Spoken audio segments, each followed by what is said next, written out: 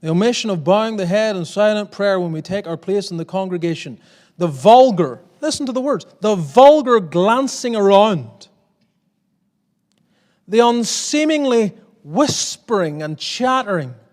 The readiness to smile or laugh at any remarks of the preachers which may be wrested are all so many instances of this glaring and growing evil. Now you say, well, that was Pink. He lived back then. Let me read a contemporary. Someone who would be maybe even not as conservative in some of his positions and would be largely held here.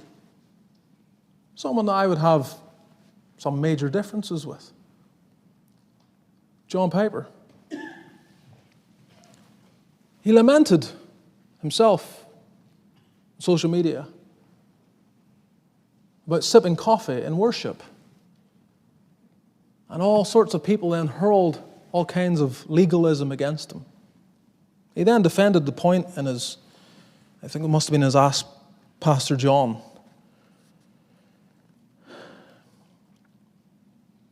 Here's what he noted.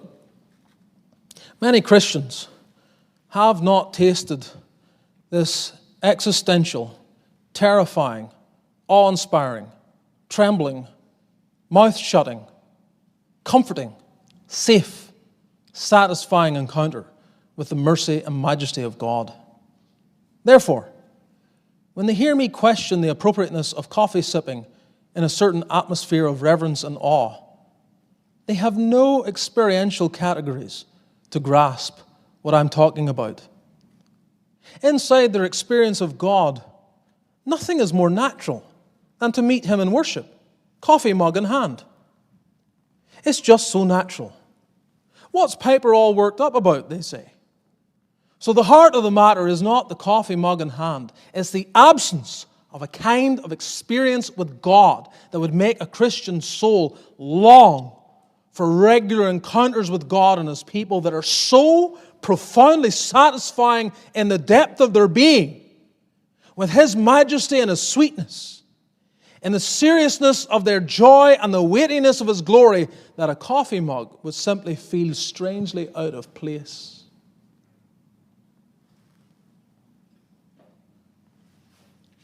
If I may summarize, the point is, if you're not a little bit, I'm going to use the word afraid, of approaching God casually, maybe you have not met with God in a long time. Some of my most reviving times of spiritual experience have been simultaneously the most joyful and the most